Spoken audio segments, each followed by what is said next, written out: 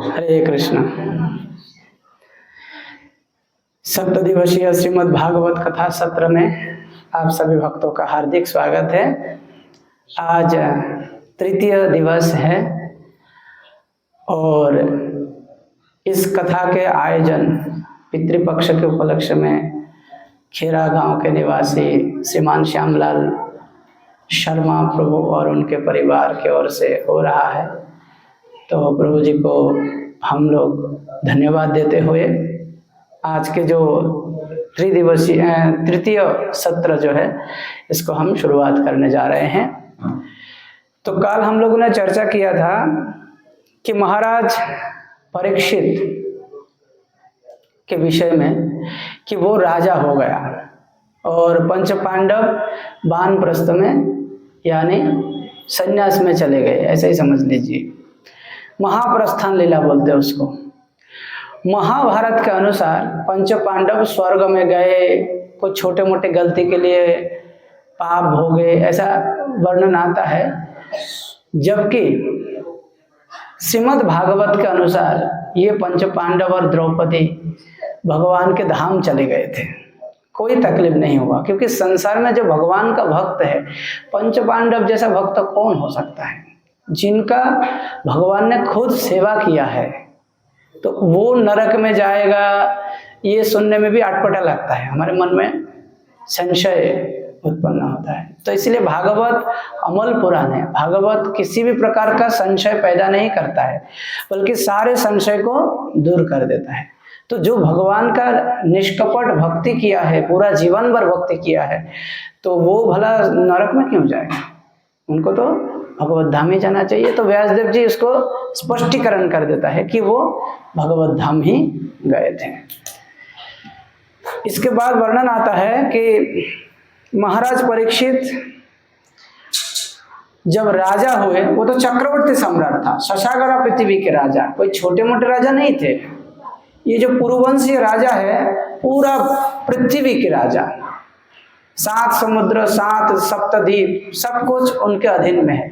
हाँ, उनके अधीन में छोटे छोटे राजा हुआ करते थे, उसको प्रादेशिक राजा भी बोला जाता है, प्रदेश के राजा, छोटे छोटे रियासत के। तो उन सभी राजाओं से भेंट करने के लिए कोई पुरुवंशियों का विरोध तो नहीं कर रहे हैं, सब लोग सही समय पर राजस्व दे रहे हैं कि नहीं दे रहे हैं, और हर किसी के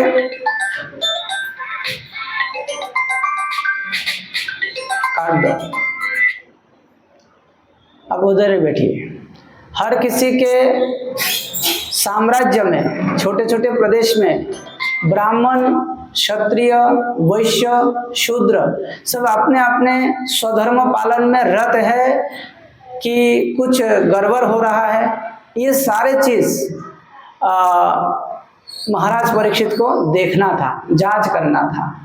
साथ ही साथ उनके जो पूर्वज है, जैसे पंच पांडव या भगवान से संबंधित बातें, क्या प्रजा लोगों के मन में सकारात्मक रूप से प्रभाव डाला है या वो लोग इन सारे चीजों को भूल गया है।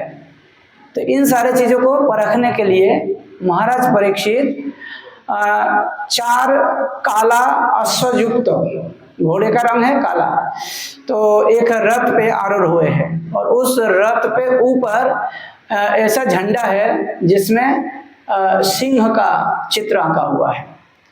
बहुत सारे रथ, बहुत सारे अश्वारोही को लेकर महाराज परीक्षित अब चारों दिशाओं में वो घूमने निकले, देखने के लिए कि प्रजा लोग ठीक ठाक है ना, छोटे छोटे राजा लोग ठीक ढंग से सबको शासन कर रहे हैं ना, ब्राह्मण लोगों का गुरुकुल व्यवस्था का, गौ माताओं का ठीक से सेवा आदर हो रहा है कि नहीं हो रहा है, स्त्रियों का सुरक्षा हो रहा है कि नहीं हो रहा है, ऐसे तमाम वृद्धों का सेवा हो रहा है कि नहीं हो रहा है, बच्चों को संस्कार मिल रहा है कि नहीं मिल रहा है, युवाओं को उपयुक्त सेवा काम ये सब मिल रहा है कि नहीं मिल रहा है। तमाम सारे चीज देखना जरूरी हो जाता है, इसलिए वो विजिट करते हैं। तो ऐसे में जब महाराज परीक्षित निकले तो उन्होंने भद्राश्र, केतुमाल, भारतवर्ष, उत्तर कुरुजांगल, किमपुरुष वर्ष ये सब भ्रमण कर रहे थे। भ्रमण करते करते वो एक स्थान पे देख रहे थे कि एक गाय और एक बेल, ये दोनों अपने अपने स्थान पे तो है, लेकिन बेल जो है वृक्ष, उसका 3 टांग टूटा हुआ है, मानो किसी ने काट दिया हो, और एक ही टांग पर वो वृक्ष खड़ा है। अजीब सा लगता है ना सुनने में कि 4 पैर में 3 पैर कटा हुआ है और एक पैर में एक बेल खड़ा हुआ है।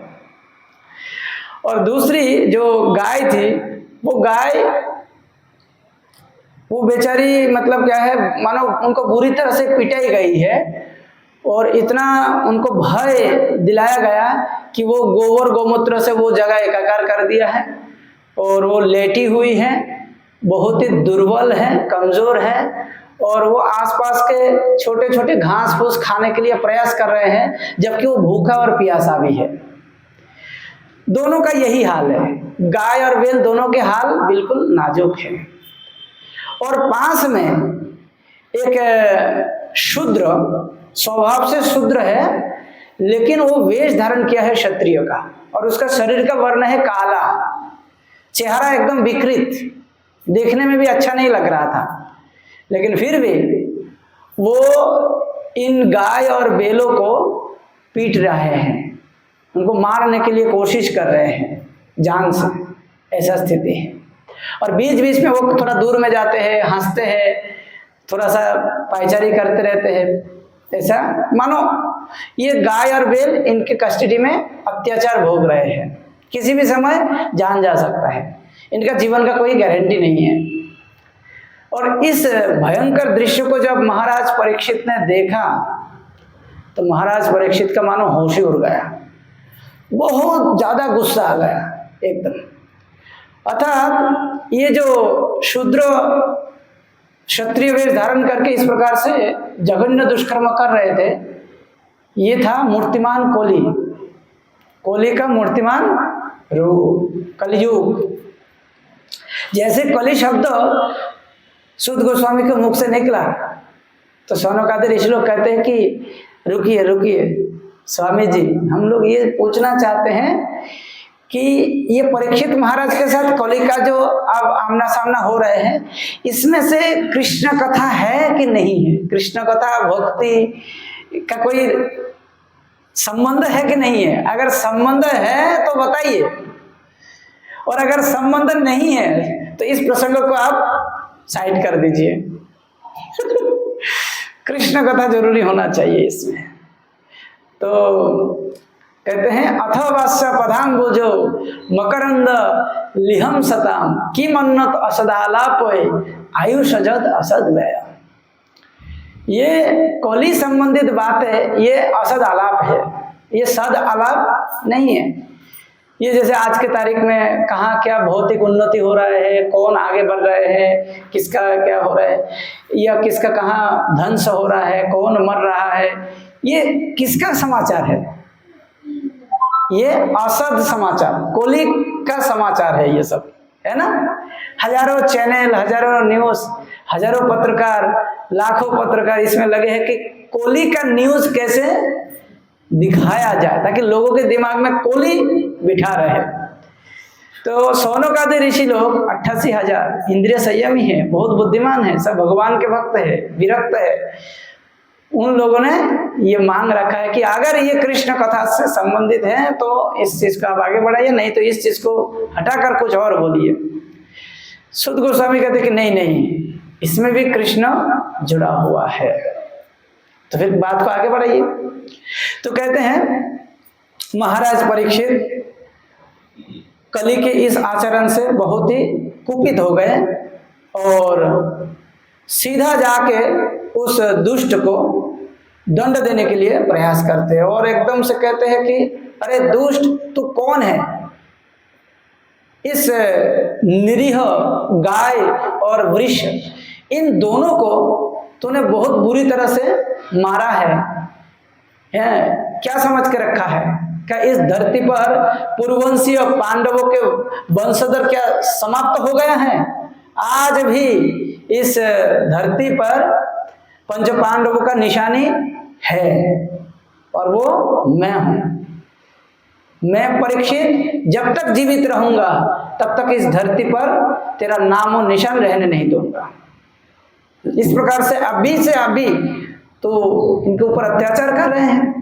नहीं नहीं नहीं, इतना कहकर और कोली तो प्रपंच का मूर्तिमान रूप है, कहते कि नहीं नहीं महाराज मैंने कुछ नहीं किया, मैंने कुछ नहीं किया, किसी और ने किया होगा। तो सत्यता जरूरी है क्योंकि एकदम आमने सामने इनको नहीं मारा। बस ये महाराज परीक्षित जब देखा तो देखा कि नहीं गाय बैल एक जगह में बुरी तरह में बैठे हैं लेटे हैं और दूर में कली खड़ा है, तो एकदम से इनको ये मारा है, तो ऐसा कोई प्रूफ देखा नहीं। तो इसलिए कहते कि आप पूछिए ना, मैंने नहीं मारा इनको। तो कहते कि तेरे हाथ में मारने के लिए ये बेत्र है और तलवार भी है और तूने नहीं मारा, और तेरा रूप देख के तो ऐसा लग रहा है कि तूने इनको मारा है। बोले नहीं नहीं आप जाके पूछिए इनको। अब इधर में धर्म और बेल और गाय दोनों आपस में बातचीत कर रहे थे, अपनी भाषा में बातचीत कर रहे थे जो भागवतम में लिखा है। तो जिनका 3 टांग टूटा हुआ है वो वृष जो लेटी हुई है एकदम कमजोर अवस्था में, उस धरती को यानी गाय को पूछ रहे हैं। क्या पूछ रहे हैं? हे धरती देवी, क्या तुम बहुत दुखी हो? तुम्हें बहुत तकलीफ हो रही है? तुम्हारे दुख के कारण क्या है? तुम क्यों असंतुष्ट हो? तुम किससे उम्मीद बना के रखे हो कि कोई तुम्हारे दुख का अंत करेगा? तो फिर धरती भी कहते हैं, हे धर्म, आपका भी तो हाल ऐसा ही हो गया है। आपका 3 पैर टूट गया है, एक पैर में आप तकलीफ झेल रहे हैं। आपकी दयनीय स्थिति देख के तो मुझे कष्ट हो रहे हैं। लेकिन देवी तुम पहले ये बताओ कि तुम्हारे दुख का कारण क्या है? क्या तुम ये सोच रहे हो कि द्वापर युग खत्म हो गया है, कलयुग आ गया है इसलिए तुम दुखी हो? तो ऐसे करके तमाम सारे कारण बताया है जो संभाव्य है कि ऐसा है ऐसा है ऐसा है। जैसे ज्ञान विलुप्त हो गया है, धर्म विलुप्त हो गया है, इतिहास विलुप्त होते जा रहे हैं, लोगों के अंदर आयु कम होते जा रहे हैं, बुद्धि कम होते जा रहे हैं। तो क्या इसके लिए तुम दुखी हो? क्योंकि ये सब धरती पर ही जीता रहता है। तो आखिरी में धर्म कहते हैं, क्या तुम इसलिए दुखी हो कि पूर्ण पुरुषोत्तम भगवान श्री कृष्ण तुम्हें छोड़ के चले गए हैं, इसलिए दुखी हो? तो धरती कहते कि हाँ मैं इसलिए दुखी हूँ, बाकी मेरे ऊपर तो जन्म मृत्यु जरा व्याधि लगा रहता है, उसमें मैं दुखी नहीं। कौन आ रहा है कौन जा रहा है उसमें क्या जाता है, लेकिन भगवान आया है और भगवान चले गए हैं, ये मेरे लिए बहुत महत्वपूर्ण बात है। आप जानते हो जब भगवान मेरे ऊपर चलते थे, खास करके वृंदावन में, तो भगवान नंगे पैर में चलते थे, यानी पादुका नहीं पहनते थे। तो मैं क्या करता था कि भगवान जहाँ पर पैर रखते थे चलते चलते ये किसी पत्थर के ऊपर, तो मैं स्वयं उस पत्थर को पिघल कर भगवान की चरण का निशानी में खुद अपने धारण करके रखता था। लेकिन वो सौभाग्य अब नहीं रहे। अब मुझसे भगवान मेरे इस स्थान को छोड़कर चले गए हैं, तो मुझे बहुत दुख हो रहा है। तो ये संक्षेप में मैं बता रहा हूँ, तो कहानी लंबा है। तो इसके बाद वृक्ष को भी यही पूछा धरती ने कि आपका ये जो 3 पैर टूट गया है, फिर आपका किस प्रकार से मरम्मत हो सकता है, आपकी इलाज कैसे होगा, चिकित्सा? धर्म कहते कि मुझे पता नहीं कैसे क्या होगा। इतने देर में ये परीक्षित महाराज गाय और बैल के नजदीक में आते हैं और आकर कहते हैं कि आप दोनों कौन हैं और आप लोगों की ये बुरी हाल किसने किया है, बताइए बताइए। तो सबसे पहले धर्म ने कहा कि हे महाराज, आप पूर्ववंशीय है, आप पांडवों के एकमात्र उत्तराधिकारी हैं, आप परम साहसी है, आप परम वीर है, आप महान धर्मज्ञ है, आप तो महात्मा है, आप राजर्षि है, आप तत्व ज्ञाता है, आप भगवान श्री कृष्ण के अत्यंत परम भक्त भी है। भगवान ने आपको माता के गर्भ में भी बचाया है। इसलिए हमें लगता है कि हम कौन हैं और हमारे ये दुख कैसे हुआ है और इसका निवारण कैसे होगा और इसके लिए कौन जिम्मेदार है, ये सारे प्रश्न का उत्तर देना जरूर नहीं समझता हूँ, क्योंकि आप सारग्राही हैं, आप खुद ही जानते हैं इस बात को। मैं कौन हूँ, मेरा ये स्थिति कैसे हुआ है, कैसे इसका निवारण हो सकता है, ये सब आप खुद जानते हैं, मैं कुछ नहीं बोलूँगा। तो देखिए, मूर्तिमान धर्म अपने विषय में कभी शिकायत नहीं किया कि मेरा इसने ऐसे कर दिया है ना। तो धर्म कभी भी किसी के ऊपर आरोप प्रत्यारोप नहीं करता है, क्योंकि धर्म खुद कहता है अगर मैं अपने बचाव के लिए, अगर मैं बोलूँगा कि ये मेरे हानि पहुंचाया है, ये मुझे दुख दिया है, तो इतने में मेरे ऊपर भी एक दाग लग जाएगा कि मैं अपने पक्षपात कर रहा हूँ। तो धर्म कभी भी अपना पक्षपात भी नहीं करता है। धर्म जो है वही धर्म है और जो नहीं है वो अधर्म है, इसका केवल पुष्टि करते हैं, बाकी कभी पक्षपात नहीं करते हैं। फिर धरती से पूछा गया, हे गौ माता, आपकी ये हाल किसने किया है? तो कहते कि मैं भी इस वृक्ष से सुर मिलाकर मैं भी कहती हूँ कि मेरे इस हालत के लिए शायद मैं खुद जिम्मेदार हूँ। शायद कर्मफल, क्या है? कर्मफल, शायद मैं अपने कर्मफल भोग रही हूँ, इसलिए मेरे आपसे कोई शिकायत नहीं है। लेकिन आपको अगर कुछ करना है तो खुद करिए, हमें कोई आपत्ति नहीं। मतलब परीक्षित महाराज वास्तव में सारग्राही भक्त था, तो इसलिए उन्होंने समझ गए, दोनों को प्रणाम किया है। और इसके बाद फिर वो दोबारा कोली के पास गया और कहते कि हाँ, अब मैं समझ गया हूँ, ये दोनों धरती माँ और धर्म है जो मूर्तिमान रूप में अपना दुर्दशा को दर्शा रहे हैं, लेकिन इसके लिए तुम जिम्मेदार हो, क्योंकि तुम कली हो। मैं सही बोल रहा हूँ? बोले हाँ, मैं तो कली हूँ, लेकिन हे सम्राट, मैं भी आपका एक प्रजा हूँ। देखिए, द्वापर युग तो समाप्त होने को है, हो ही जाएगा बस, अब मेरा ही युग आ रहे हैं, इसलिए आप मुझे मार नहीं सकते, क्योंकि मैं आने वाले युग का स्वयं सम्राट बनने वाला हूँ। आपके अंदर भक्ति है, आपके अंदर शौर्य वीर्य की कोई कमी नहीं है, तो आप अपने साम्राज्य को संभालिए, ठीक है, लेकिन मुझे भी पालन कीजिए, क्योंकि आने वाले युग का मैं ही राजा हूँ। मैं प्रजा की तरह रहूंगा, मुझे रहने के लिए कुछ जगह दे दीजिए, मैं सबको तकलीफ नहीं दूंगा, आपके प्रजाओं को मैं सबको परेशान नहीं करूंगा, कुछ स्थान दे ही दीजिए, मैं वहीं रहूंगा। तो राजा ने फिर 4 स्थान देना उचित समझा। राजा कहते हैं, अभ्यर्थितस्तदा तस्मै स्थानानि कलये ददौ दूतं पानं स्त्रिया सोना यत्र अधर्मश्चतुर्विधः।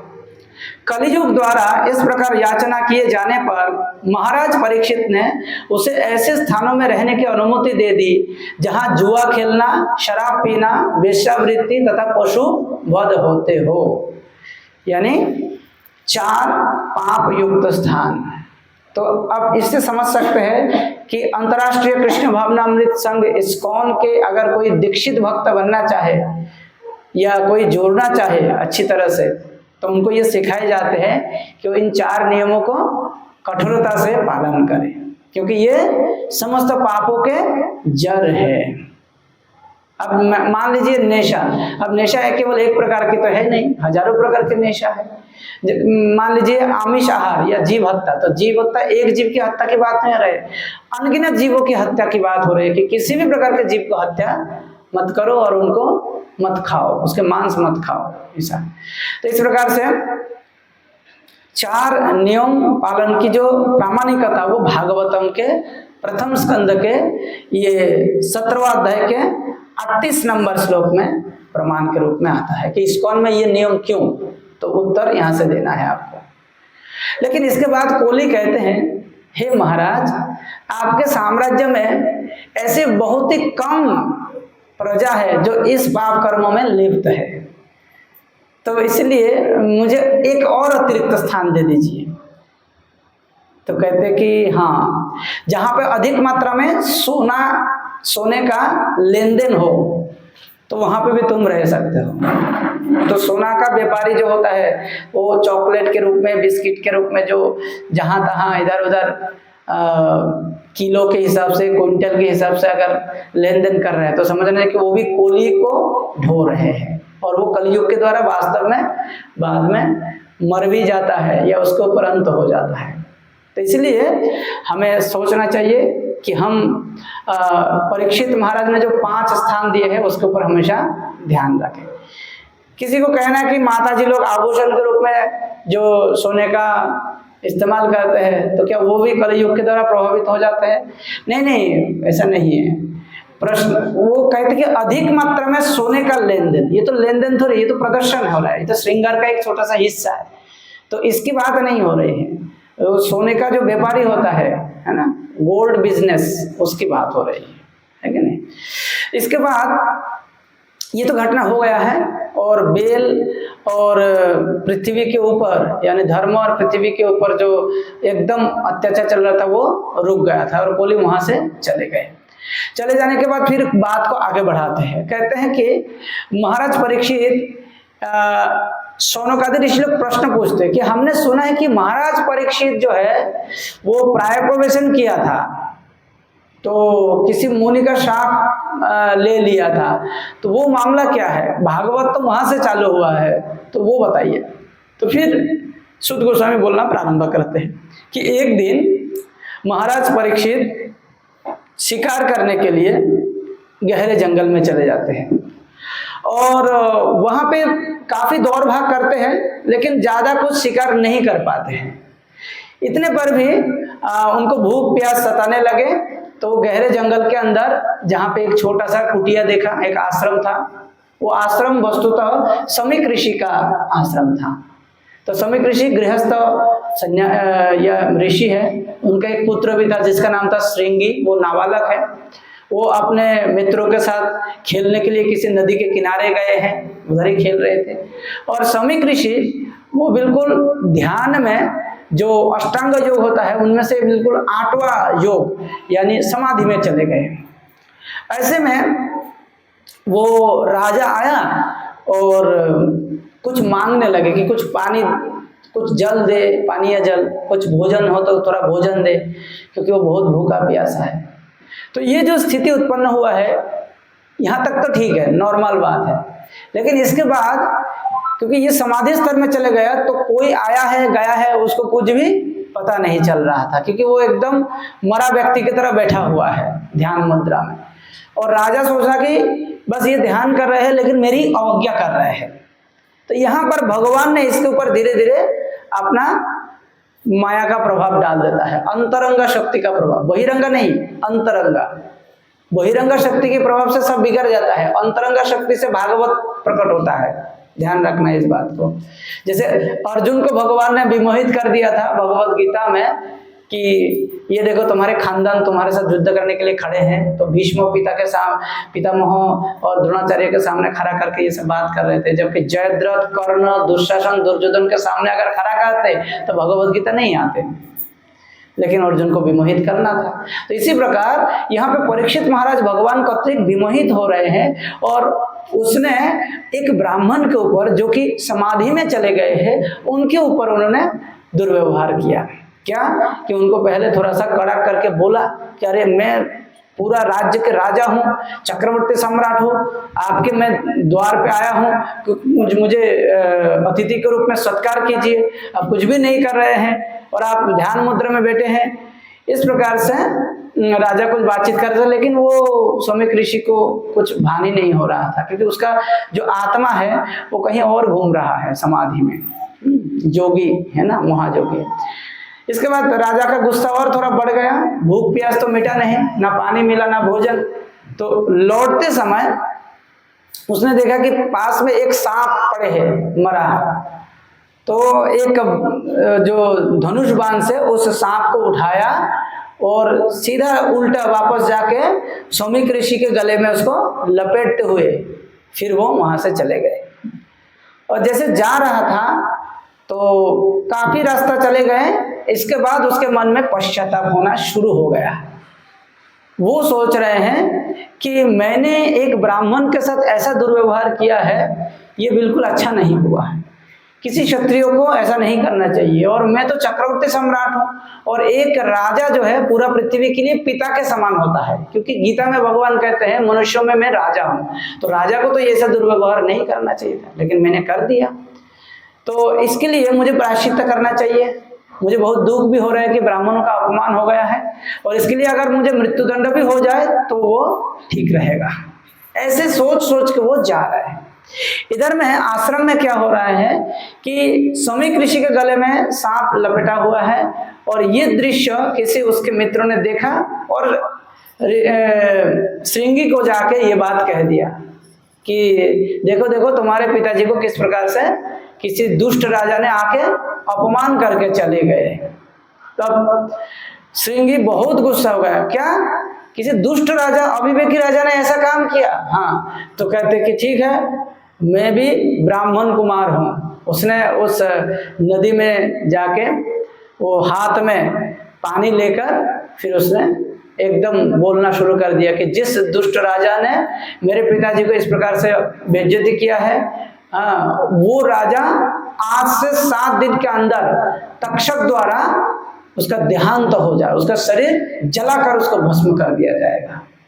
इस प्रकार से श्राप दे दिया, और वो श्राप फिर वो लड़का वो फिर सौमिक ऋषि के पास आकर, सौमिक ऋषि तब तक उसका समाधि से जस्ट उठा ही है, तो उनको बोल दिया है कि आपको किसी राजा ने इस प्रकार से अपमान किया है, देखिए आपके ऊपर सांप लपेट दिया है। सौमिक ऋषि ने कहा कि राजा आया था, ओहो गलती हो गया, मुझे उनको स्वागत करना चाहिए था, लेकिन देखो विधि का क्या विधान है। तो इतने में वो सांप को छोड़ के नीचे रख दिया है, लेकिन तब तक वो रोते धोते श्रृंगी आया और आके कह रहे पिताजी आपका अपमान मैंने सहन नहीं कर पाया, मैंने उस दुष्ट राजा को सबक सिखाया, मैंने उस दुष्ट राजा को श्राप दे दिया। बेटा तुमने क्या श्राप दे दिया? मैंने भी श्राप दे दिया है कि ये 7 दिन के अंदर तक्षक जैसे विशील सर्प द्वारा इसका पूरा शरीर जलकर भस्मीभूत हो जाएगा, जिंदा नहीं रहेगा वो राजा। अरे बेटा तुमने तो बहुत बड़ा गलती किया है। देखो तो यहाँ पर श्रील प्रभुपाद तात्पर्य में कहता है, कुछ कुछ लोगों का कहना है, कथावाचक लोग भी ऐसे डुप्लीकेट बोल देते हैं कि महाराज परीक्षित के सिर पर सोने का मुकुट था, तो कोली जो है ना उनके सिर पर जाके बैठ गया, और इसलिए राजा का बुद्धि भ्रष्ट हो गया, और उसने सौमिक ऋषि के साथ दुर्व्यवहार किया, और इसके बाद ही उनको श्राप मिल गया।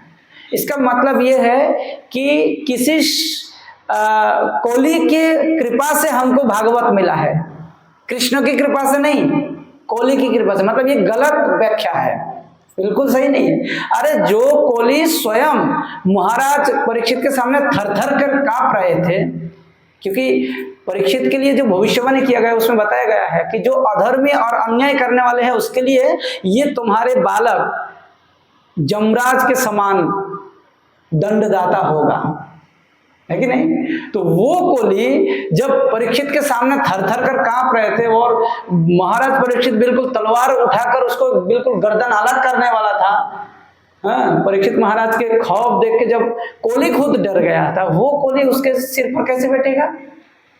संभव है क्या?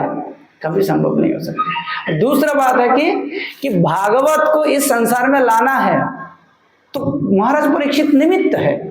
जैसे भगवत गीता में भगवान श्री कृष्ण कहते हैं कि देखो इन सारे दुष्टों को तो मैं पहले से मार के रखा, 11 अध्याय विश्वरूप दर्शन योग में, लेकिन हे अर्जुन तुम निमित्त मात्र बनो, निमित्त मात्रम भव सब्यसाचिन।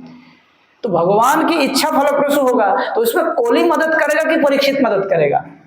भगवान का इच्छा है कि संसार के लोग भागवत प्राप्त करें। तो व्यासदेव जी ने रचना किया, सुखदेव जी ने उसको अध्ययन किया, तो उसको प्रचार तो करना ही है, तो उसके लिए परीक्षित को तैयार कर रहे हैं भगवान।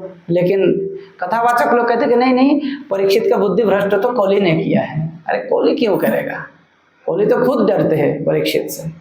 तो हुआ क्या कि भगवान की इच्छा से वास्तव में परीक्षित तो तैयार हो गया है कि मेरा मृत्यु भी आ जाए तो मुझे कोई दुख नहीं होगा।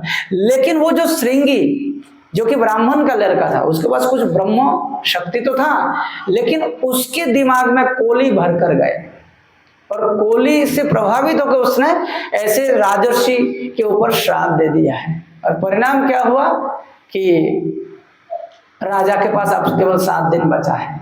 सौमिक ऋषि ये बात सुनकर एकदम कहते कि बेटा तुमने बहुत बड़ा गलती किया है बेटा, तुम एक काम करो, जल्दी जल्दी जाओ महाराज को ये सूचना दो कि महाराज के पास केवल 7 दिन की अवधि है, इसके अंदर वो जो कुछ पुण्य कर्म करना चाहे कर ले, क्योंकि 7 दिन में उसका शरीर छूटने वाला है। क्योंकि मेरा बेटा ने अपने जो भी तपोबल से थोड़ा बहुत ब्रह्म तेज हासिल किया है, उसने ये श्राप देकर खत्म कर दिया।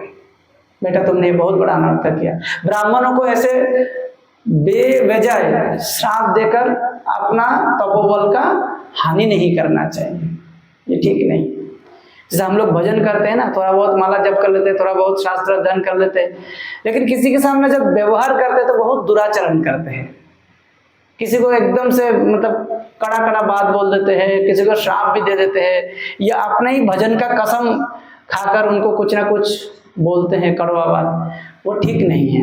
इससे भगवान बहुत नाराज हो जाते हैं, क्योंकि बड़ी मुश्किल से हम लोग थोड़ा बहुत भजन कर पाते हैं। जैसे यही गलती श्रृंगी ने किया था, तो सौमिक ऋषि ने अपने शिष्य को भेजकर परीक्षित के पास जाके ये वार्ता दिया। परीक्षित बस महल में प्रवेश किया ही है और इतनी देर में वो शिष्य भी दौड़ दौड़ के जाके कहते कि महाराज महाराज अनर्थ हो गया महाराज, मैं सौमिक ऋषि मुनि के आश्रम से मैं आया हूँ, वो मेरे गुरुदेव है और उन्होंने मुझे भेजा है, आपके ऊपर एक दुर्घटना हो गया है, आपके ऊपर ब्रह्मशाप लग गया है। ब्रह्मशाप लग गया? किसने दिया है?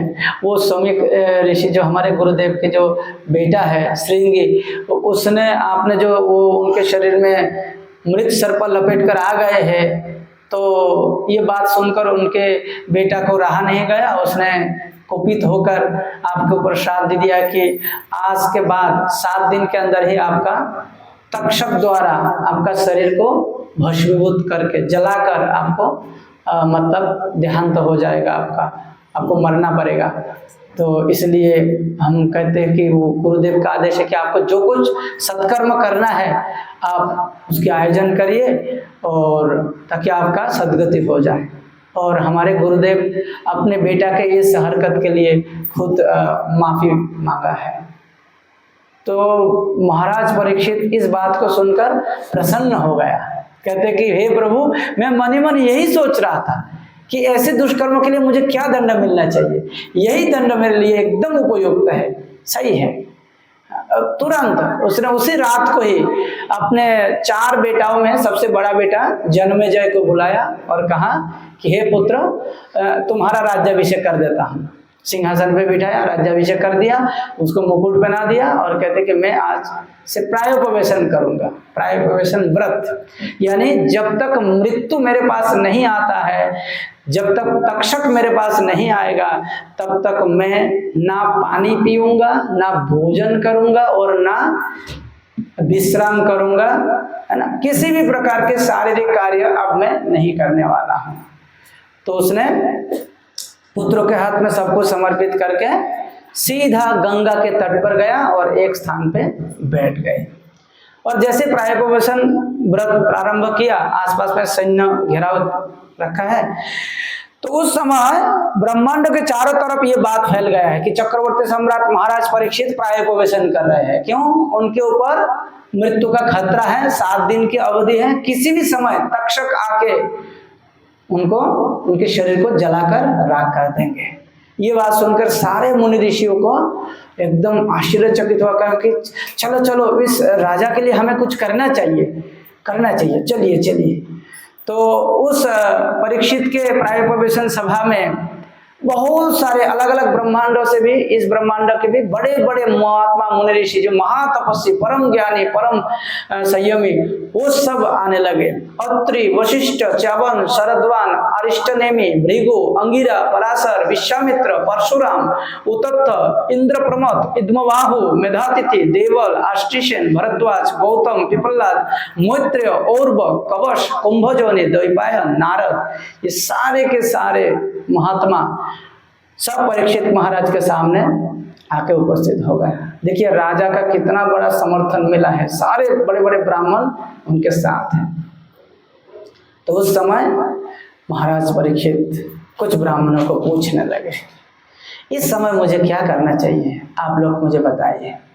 तो कुछ ब्राह्मणों ने ऐसा उपदेश दिया कि इस समय महाराज आप दान दक्षिणा कीजिए, आप बड़ा यज्ञ कीजिए।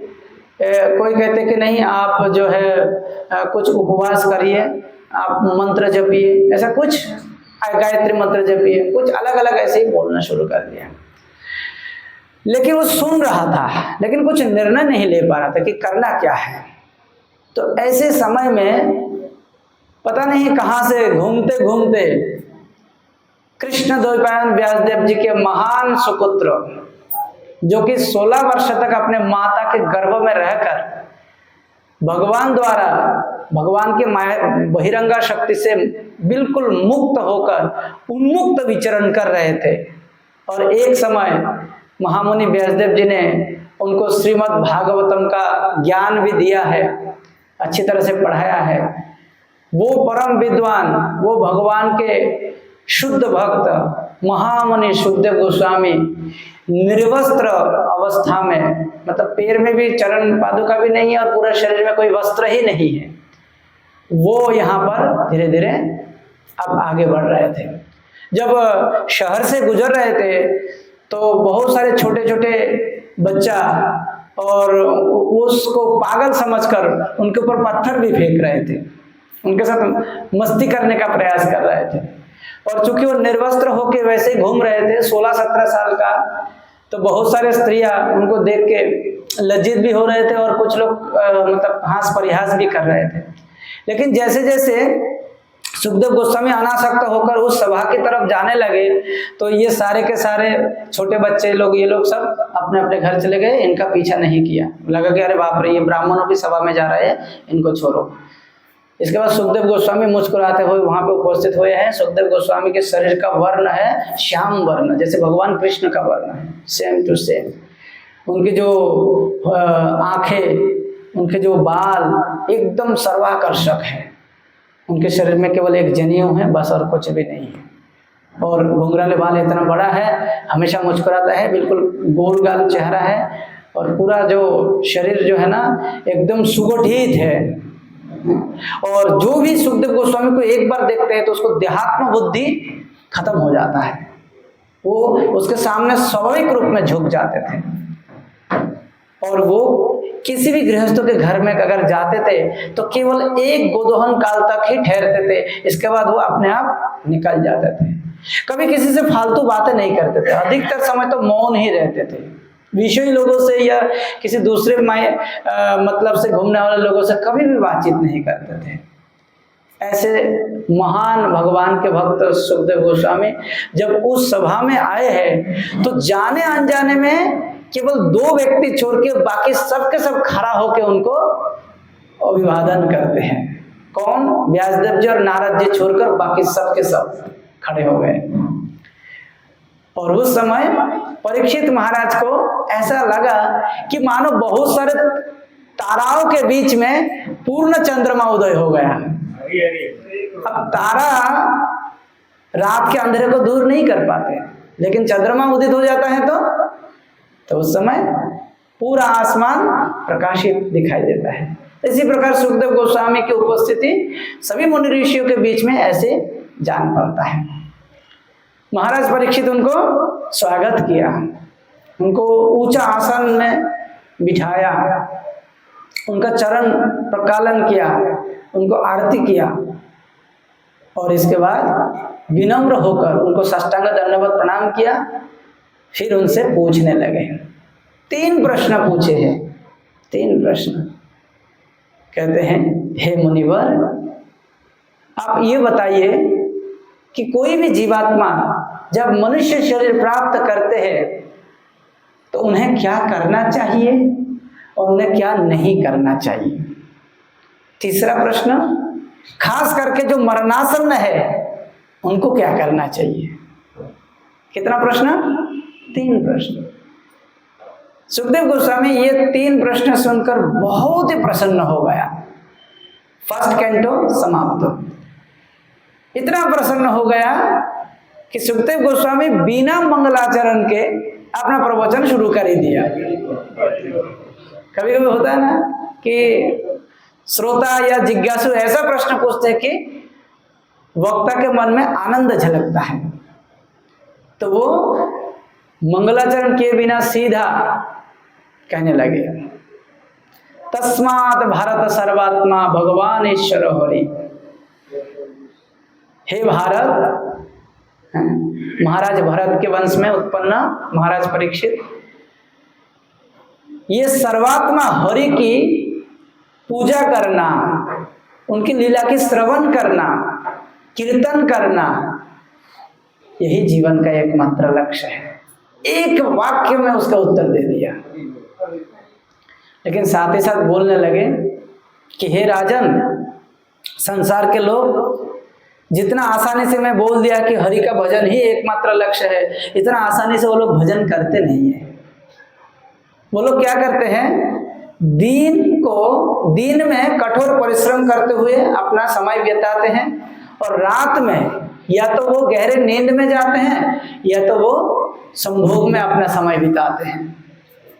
और वो ये सोचते रहता है कि मेरा जीवन का एक ही लक्ष्य है, क्या, बस ये परिवार को संभालो और पैसा कमाओ और पैसा खर्च करो। और ऐसे करते करते पूरा जीवन समाप्त हो जाता है। ये जो आप देख रहे हैं ना, सूर्य उदय हो रहा है और सूर्य अस्त जाते हैं, यही उदीयमान सूर्य और अस्तगामी सूर्य इनकी आयु को हर लेता है और इनको पता ही नहीं चलता है। बीच में कभी किसी का जन्म हो रहा है, किसी का बीमारी पकड़ रहे हैं, कोई बुढ़ापा हो रहे हैं और कोई मर रहा है, सब देख रहा है, लेकिन फिर भी इन लोगों का होश आता नहीं है। ये लोग बेहोश ही पड़ा रहता है। तो मैं ये कहता हूं कि सबसे पहले मनुष्य को करना चाहिए कि भगवान का जो 3 अवस्था है भगवान को जानने का, निर्विशेष ब्रह्म, परमात्मा और भगवान, उनमें से प्राथमिक अवस्था में किसी भी साधक को निर्विशेष ब्रह्म यानी भगवान के जो भौतिक धारणाएं हैं उसका ध्यान करना चाहिए, मनन करना चाहिए। ध्यान मतलब वहां पे मनन करना है बस। तो मैं द्वितीय स्कंद में प्रवेश कर गया। द्वितीय स्कंद जो कि स्वर्ग है यानी सृष्टि, ब्रह्मा जी भगवान श्री कृष्ण द्वारा जो सृष्टि है उसका वर्णन करता है। इसमें कुल मिलाकर 10 अध्याय हैं, 393 श्लोक है इसमें। और इसमें मुख्य बात यही है कि परीक्षित महाराज सुखदेव गोस्वामी को प्रश्न पूछते हैं, उसी प्रसंग में नारद ब्रह्मा जी को प्रश्न पूछते हैं, उसी प्रसंग में भगवान के विशिष्ट अवतारों का वर्णन आता है, उसी प्रसंग में भागवत के 10 विषय क्या है उसके ऊपर भी वर्णन आता है। तो कहते हैं कि हे राजन, आप चिंता मत कीजिए, आपके पास 7 दिन समय है।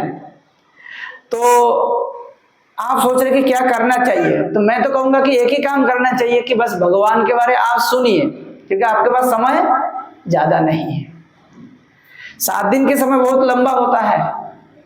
एक सूर्य वंश में राजा हुआ करता था जिसका नाम था महाराज खटवांग। वो देवताओं और दानवों के युद्ध में देवताओं के सेनापति रहे हैं, देवताओं को विजय भी दिलाया है युद्ध में। लेकिन जब उसने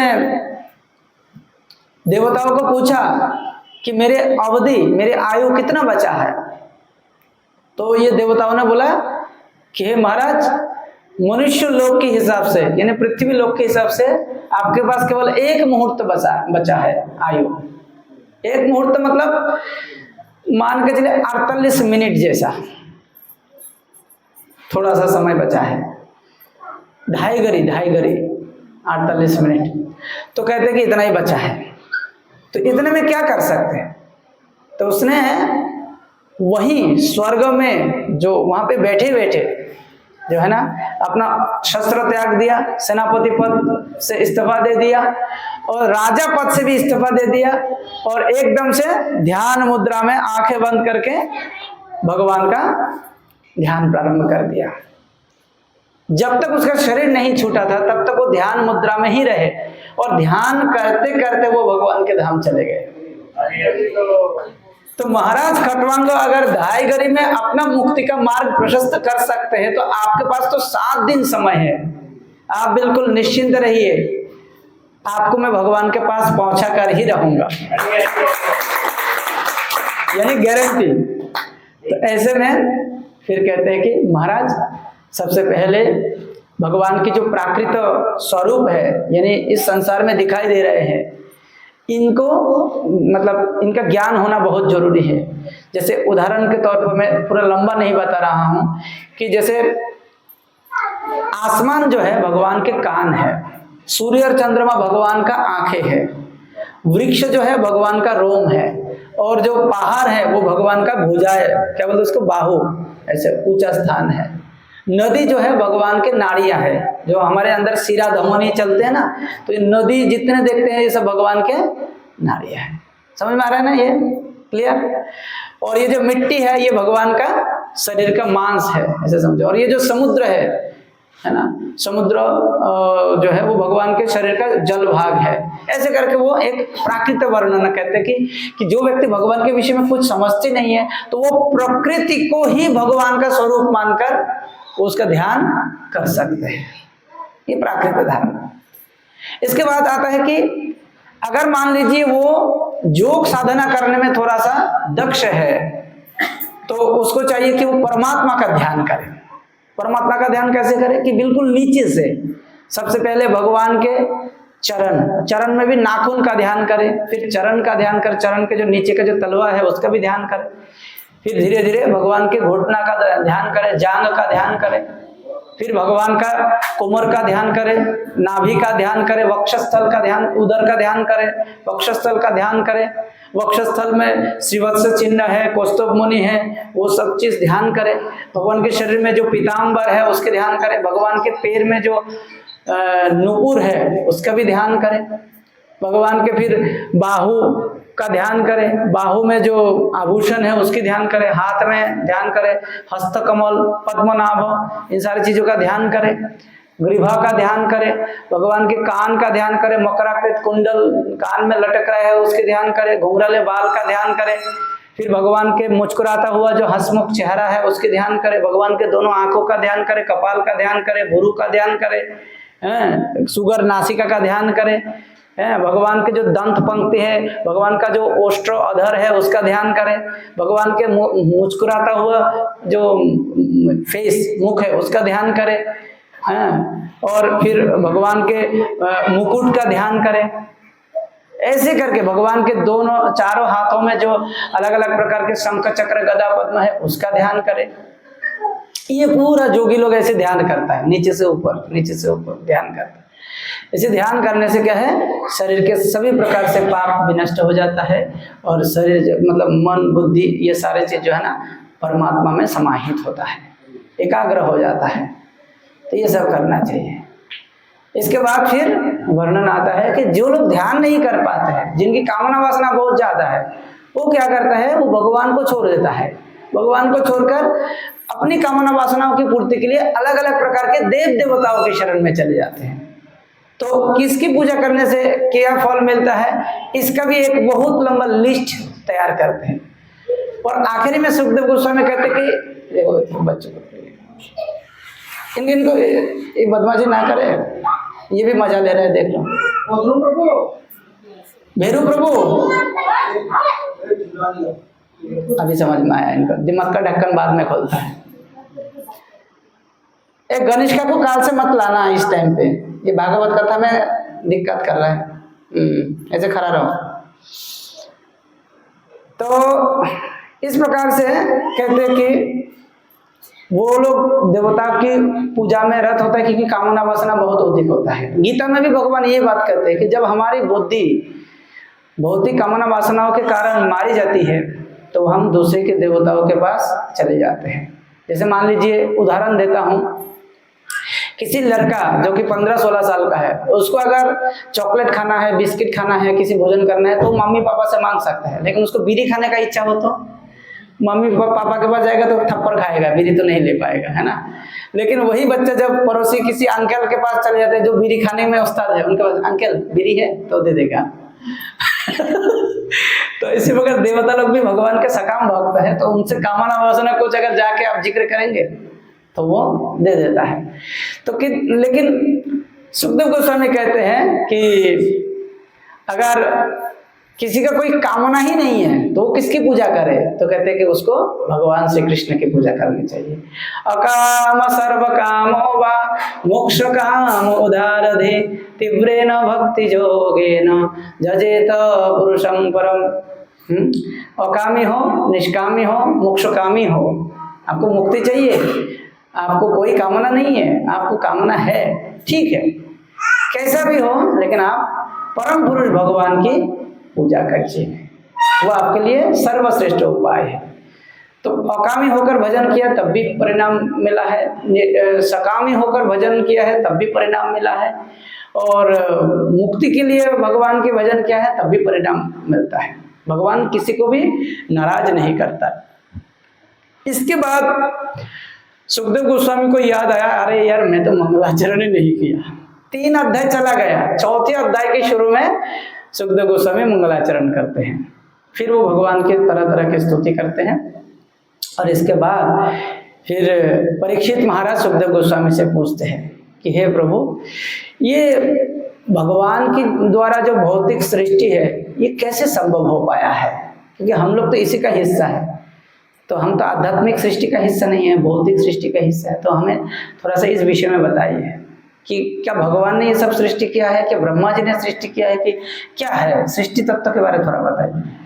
परीक्षित महाराज के इस प्रश्न से सुखदेव गोस्वामी कहते हैं कि इसी विषय में एक बार नारद जी ने अपने पिता ब्रह्मा जी से यही पूछा था कि हे परमपिता ब्रह्मा जी, आपको सादर नमस्कार है। मैं देखता हूं कि आप हमेशा ध्यान मुद्रा में मान लीजिए किसी मंत्र को जप कर रहे हैं, और ऐसा लगता है कि आपका कोई इष्ट देव है, आप किसी से शक्ति प्राप्त कर रहे हैं, ज्ञान प्राप्त कर रहे हैं, वो कौन है? और ऐसे तो हर कोई समझता है कि आप ही सृष्टा है, लेकिन क्या आपको भी आपके ऊपर भी कोई सृष्टा है जिसने आपको सृष्टि किया है? वो कौन है? आप ये जो सृष्टि किया है, समग्र सृष्टि, ऐसा लगता है कि जैसे कोई छोटा बच्चा एक आंवला को लेके अपने हाथ में छुपा सकते हैं, तो समग्र भौतिक सृष्टि तो आपके हाथ में आंवले के बराबर है ना। लेकिन आपके ऊपर कौन है? क्योंकि आप खुद ध्यान में रहता है, इसलिए थोड़ा सा ये विस्तार से बताइए। तो ब्रह्मा जी तब भगवान का स्मरण करते हुए देवर्षि नारद से कहते हैं कि हे वत्स, मैं उस भगवान वासुदेव को प्रणाम करता हूं जिनके माया के प्रभाव से सभी लोग मुझे भगवान मानते हैं, है ना। मैं उस भगवान वासुदेव को प्रणाम करता हूं जिनके दुर्जय माया के कारण सामान्य लोग मुझे भगवान मानते हैं, उस भगवान को मैं प्रणाम करता हूं। तो इसके बाद कहते हैं कि देखिए, भगवान श्री कृष्ण है, अनादि आदि गोविंद है, लेकिन उनके द्वारा 2 प्रकार की सृष्टि होता है, एक उत्कृष्ट सृष्टि और एक निकृष्ट सृष्टि। उत्कृष्ट सृष्टि में भूत और भविष्य नहीं होता है, वहां पे केवल वर्तमान ही वर्तमान होता है। लेकिन जो निकृष्ट सृष्टि है उसमें 3 काल का तांता लगा रहता है। वो जन्म होता है, वो कुछ दिन रहता है, और फिर वो ध्वंस हो जाता है।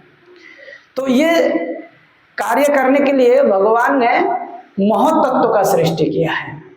महत्त्व तो क्या होता है, जैसे आप लोग समझ जाएंगे उस हिसाब से मैं बोल रहा हूँ। महत्त्व तो ऐसा है कि मानो कोई एक गोदाम है जहाँ पे रॉ मटेरियल कुछ सामान रखा हुआ है, उस सामान से कुछ किया जा रहा है। जैसे उदाहरण के तौर पर एक बिल्डिंग बनाने का काम है, तो बिल्डिंग बनाने के लिए सीमेंट, सरिया, रेती, गिट्टी ये सब चाहिए होता है। तो ये सारे चीज जो है ना किसी गोदाम में रखा गया है जहां से वो नष्ट ना हो, खराब ना हो, पड़ा है वहां पे। जब जरूरत पड़ेगा तो वहां से लाकर फिर उसको इस्तेमाल कर रहा है। तो वो जो पूरा गोदाम है वो है महत्त्व, यानी भौतिक सृष्टि के रॉ मटेरियल गोडाउन। और इसी महत्त्व के अंदर क्या क्या रहता है? पंचभूत रहता है, मिट्टी, अग्नि, जल, वायु, आकाश। 10 इंद्रिया रहता है, उनमें से 5 इंद्रिया कर्म इंद्रिया है, 5 इंद्रिया ज्ञान इंद्रिया है, 3 सूक्ष्म इंद्रिया रहता है, मन, बुद्धि, अहंकार, और उसके साथ साथ 3 गुण का समाहार भी होता है, सतगुण, रजगुण, तमोगुण। उसके साथ साथ ये इंद्रियों का विषय भी होता है, रूप, रस, गंध, स्पर्श, शब्द, तो ये सब महत्त्व में रहता है। और सृष्टि में ये जब जरूरत होता है तो सब धीरे धीरे संयुक्त होना प्रारंभ हो जाता है। तो ये 3 गुण के मिश्रण से धीरे धीरे ये सब सृष्टि ऐसे संभव हो पाता है। लेकिन जो जीव है, जीव आत्मा जो है, वो भगवान का अंश है और वो शाश्वत अंश है, सनातन अंश है। मामोवांश जीवलोके जीवभूता सनातन। तो वो जीव जो कृष्ण बहिर्मुख हो जाता है, उनको भौतिक जगत में आना ही पड़ता है। कैसे आता है? भगवान की 2 शक्ति उनके ऊपर काम करता है, एक है आवरणात्मिका शक्ति और एक है विक्षेपात्मिका शक्ति। आवरणात्मिका शक्ति के द्वारा उनकी जो कृष्ण उन्मुखता है वो कृष्ण विमुखता में बदल जाता है। जैसे मानो कोई व्यक्ति अभी बैठे है, उसके ऊपर एक काला कपड़ा से आप उनको पूरा ढक दीजिए, वो कुछ नहीं समझ पाएगा अब बाहर क्या हो रहा है। इसको बोलता है आवरणात्मिका शक्ति, एकदम से वो ढक देते हैं, कृष्ण भावना खत्म। और विक्षेपात्मिका शक्ति का मतलब होता है कि उनको फुटबॉल की तरह लात मार के नीचे फेंक दिया जाता है, तो पता ही नहीं चलता है कि वो कहाँ गया, है ना। जैसे उदाहरण के तौर पर 90 मिनट के फुटबॉल मैच में फुटबॉल को कितना बार लात मिलता है, क्या फुटबॉल को पता है, क्या किसी और को पता है? किसको पता है? हाँ, किसी को पता ही नहीं रहता है, कोई काउंट ही नहीं करता है। इसी प्रकार जो जीवात्मा भगवान के धाम से भगवत विमुख होकर विक्षेपात्मिका शक्ति के द्वारा इस भौतिक जगत में गिरते हैं, किसी भी ब्रह्मांड में, भौतिक ब्रह्मांड में गिरते हैं, तो फिर वो 84 लाख योनियों में पता नहीं कहां कहां भटकते रहते हैं, उनको पता ही नहीं चलता। बड़ा खतरनाक है। हम लोग भी ऐसे ही आए हैं, है कि नहीं? तो इस प्रकार से जब जीव बद्ध दशा में यहाँ पर आ जाते हैं तो उसको उद्धार करने के लिए भगवान बहुत सारे प्रकार के अवतार धारण कर लेता है। तो उन सारे अवतारों के विषय में अब एक छोटा सा लिस्ट बताते हैं। ब्रह्मा जी कहते हैं कि उन सारे बद्ध जीवात्मा को उद्धार करने के लिए भगवान ने वराह रूप धारण किया, यज्ञ रूप धारण किया, कपिल अवतार रूप धारण किया, दत्तात्रेय भगवान बने, चतुष्कुमार बने, नर नारायण ऋषि बने, कृष्णिगर्भ बने, पृथु महाराज बने, ऋषभदेव बने, हयग्रीव बने, मत्स्य, कूर्म, नृसिंह, होरी, वामन, हंस, 14 मनंतर में 14 मनंतर अवतार, महाराज भगवान धन्वंतरी, भगवान परशुराम, भगवान दशरथ पुत्र राम, भगवान कृष्ण, भगवान व्यासदेव, बुद्ध, कल्कि, इसलिए आता है। किसके लिए? सारे जीवात्माओं को वापस ले जाने के लिए। तो भगवान आते रहते हैं और भगवान अपने को बताने के लिए, अवगत करना जरूरी है, उसके लिए शास्त्र देते हैं। और वो शास्त्र किसने लिखा? व्यासदेव जी ने लिखा। और व्यासदेव जी ही भागवत के लेखक है, यह मतलब वक्ता है। तो कहते हैं कि व्यासदेव जी ये जो शास्त्र रचना हुआ है, तो इन शास्त्रों के माध्यम से ही हम भगवान के पास दोबारा जा सकते हैं। मैं बोलूंगा कि आप यहाँ से मुख्यमंत्री के पास चले जाइए, जब तक पता नहीं चलेगा एड्रेस, ठिकाना, कैसे जाएंगे आप? तो शास्त्र मतलब क्या? पता। मुझे पता है भगवान कौन है, मुझे पता है भगवान कहाँ रहते हैं, मुझे पता है भगवान क्या कर रहे हैं, मुझे पता है भगवान के साथ मेरा क्या संबंध है, मुझे पता है मुझे क्या करना है। तो पता जब तक नहीं होगा तब तक कैसे होगा? तो पता मतलब शास्त्र। तो जो कुछ करना है हमें शास्त्र से करना है। तो इसीलिए वही शास्त्र अब हमारे सामने भागवत के रूप में प्रस्तुत हुआ है। और इसी भागवतम में 10 विषय है जो मैंने पहले बता दिया। अत्र सर्ग विसर्गश्च स्थानम पोषणम उतयः मन्वंतर ईशानो कथा निरोध मुक्तिराश्रय। ये सृष्टि और उपसृष्टि, स्थान और पोषण और कर्म वासना, मन्वंतर कथा और भगवान के जो भक्त है उनके चरित्र और भगवान परम श्री कृष्ण परमाश्रय है और मुक्ति और प्रलय। तो इन सब 10 विषयों में पूरा भागवत वर्णन करता है। इस प्रकार से श्रीमद् भागवत के द्वितीय स्कंद समाप्त होता है और हमारा तृतीय सत्र भी समाप्त होता है। काल से चौथा सत्र होगा और तृतीय स्कंद का भागवत अध्ययन काल से होगा। हरे कृष्णा कृष्णा कृष्णा हरे हरे, हरे राम राम राम हरे हरे। ग्रंथराज श्रीमद् भागवतम की, श्रील प्रभुपाद की, श्रीमान वशिष्ठ प्रभु की।